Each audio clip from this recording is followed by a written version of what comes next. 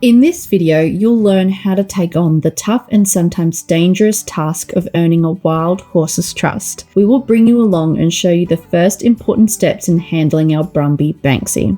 We've been working with Banksy for 3 weeks now, focusing entirely on building trust. Although it might seem straightforward, helping him feel comfortable around us has been the biggest challenge. Banksy is a wild horse with limited human interaction. His only previous experiences were being passively trapped from the wild in 2022, and then being run into a crush to be gelded back in April of this year. For those that don't know, gelding means castrating a male horse. Every day brings small progress, but working with a wild horse like Banksy demands immense patience and care. This has proven to be the most challenging experience of my horsemanship career, testing my skills and pushing me both physically and mentally. Alright, we're going to try clipping on a lead now.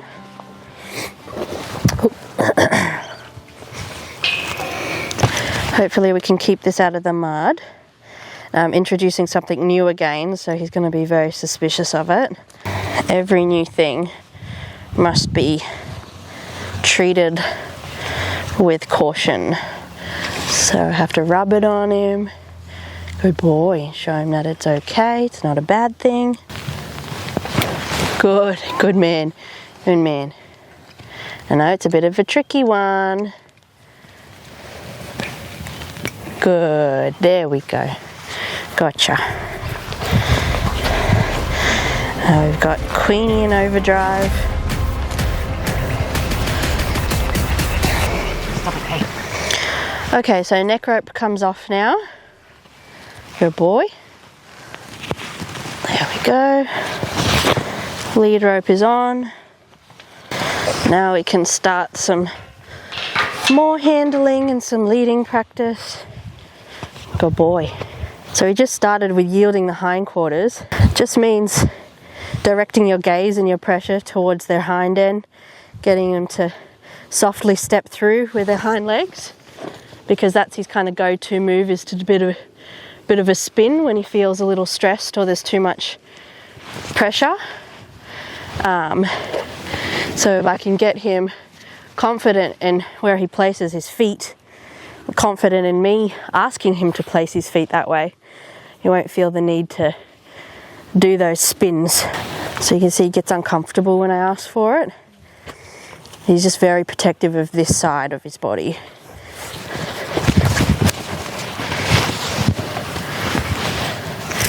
It's very hard to hold on to him in the mud. I found that horses always have one good side and one bad side.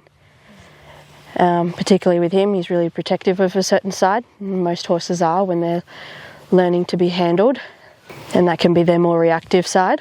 He's really unhappy about me touching his face, so that's something that we really want to work on. I know. And I know that he's got a bit of teeth issues as well from the way that he eats his food. So he's probably a bit, sore under there, and a bit of a scratch under there actually. He seems to quite enjoy. Good boy. Now he's going, no, don't touch me.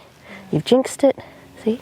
A little bit of a scratch. He kind of goes, oh, that's not too bad, but I still don't like you. I'll order a whole pallet of cop-rice food I've got to pick up tomorrow for him. Like special cop-rice food, because they're sponsoring the event. So they've sponsored like cool conditioner and rice bran pellets for him. I've got to go pick up. And he's a lot better coming off of that lead rope contact, because I left him with a drag rope on for a few days. So he had to, every time he stepped on it, he had to come off pressure himself. See, he's had plenty of opportunities where he could have kicked me if he wanted to, but he's never tried. Not to say he won't. But I think it's because I've allowed him to leave every time he's gotten stressed and overwhelmed. If he wants to leave, he can. So he doesn't feel that he has to fight for his life, because he can just run away. Good boy. Your pat can be a really nice thing, can't it, mate? It's not something to be so scared of. See, because I got this halter on him, and then we had a good session, and then the next day he was just, you cannot approach me ever again. He didn't want me touching him, he didn't want me coming near him. Maybe he was just really offended that I put the halter on and left it on. So this is the first time I've touched him in a week. And see, he's licking and chewing now a little bit now. He's blood's coming back to his muzzle and he's letting go of some of that anxiety, which is really nice. They always say, like, you know, you take the time that it needs at the start and the rest will come very quickly. And it's been like, you know, solid 3 weeks of several sessions a day just to get a halter on him. So I hope that once he realizes that he can trust me, everything else will come, you know, small victories. Well, I'd say this is a big victory because this is really nice. It's nice to see him leaning into the contact. But I just think he's settling in now, like he's going, maybe they don't want to kill me.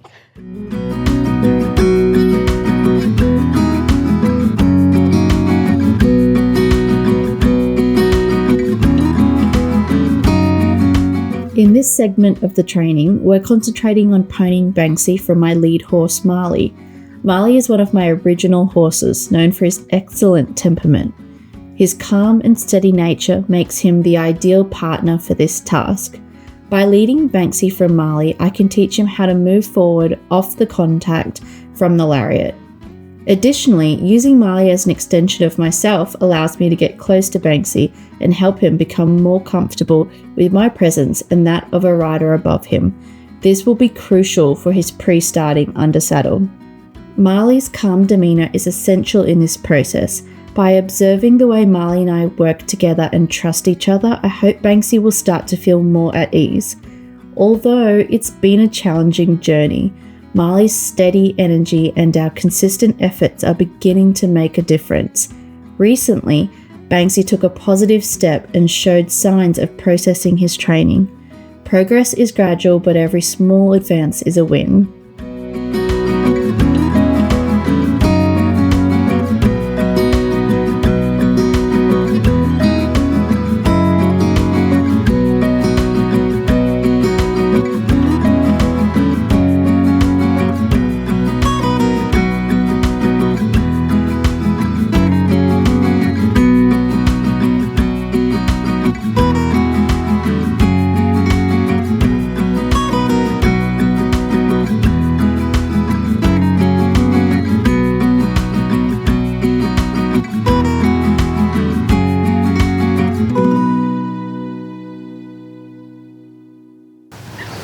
So he's really guarded on his right hand side. Last week when I was working on his protective side, all I was doing was just standing here, and he would spin around and spin away, and he actually kicked me pretty hard in the leg last week. It left a decent bruise, but just seen a really big change in him this past week.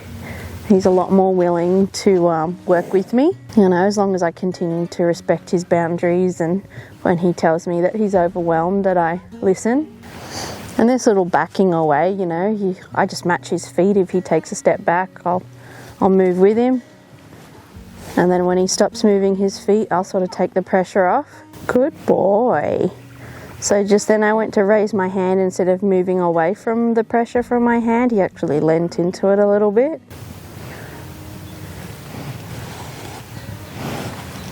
Boy. I can see he really is trying. He really wants to do the right thing. Just those instincts in the back of his mind telling him, what if she hurts me? Good boy. Here you go, mate. Good boy, Banks. Hey! So he's accepting me on this side, like he's tolerating me being here. But if you look at his face closely, he's kind of still in this state of anxiety. And that sort of, see, he's having a bit of a smell there, and I feel like you wait for them to have this big deep breath where they kind of go, oh, okay, that's what's happening. Okay, so what I'm going to do now is I'll do a little bit more leading practice with him. Then I'll take this rope off his foot and practice doing it without it. And then we'll tie him up and give him a brush, Give his tail a brush. Good boy. Just let him know he's loved. I always end this session with him feeling good about himself.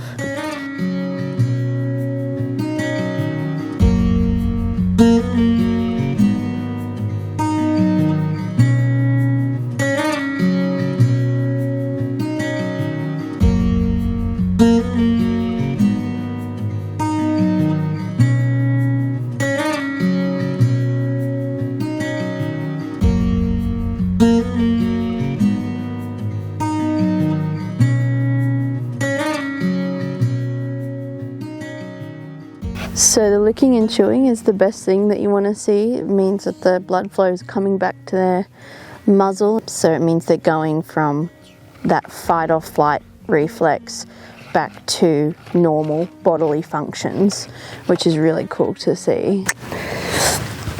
So this will be an important thing to show people, that I've been tying him up with a blocker tie ring. So he's not hard tied. If he panics, he can pull back.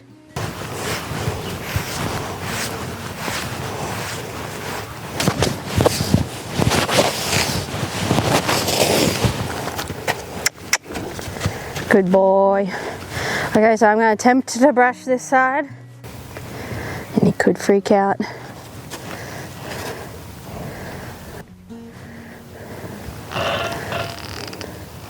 Good boy. There you go. Good boy.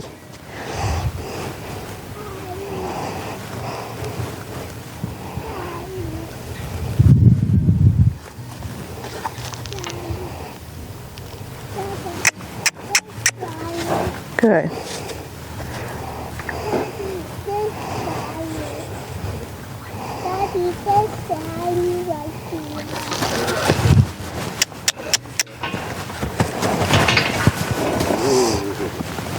That's him trying to kind of like spin to turn onto the side that he's comfortable with. But sometimes we have to be a little bit uncomfortable so that we can push through the fear. Good boy. It's a good learning experience for him too, to come forward off of pressure without me having to hang on to him. Here you go. Atta boy. Look, it's alright. Good boy. I'm gonna make you feel amazing. And then you're gonna think, why was I so silly? Alright, let me give you a minute there. Next time at Coolabah Equine.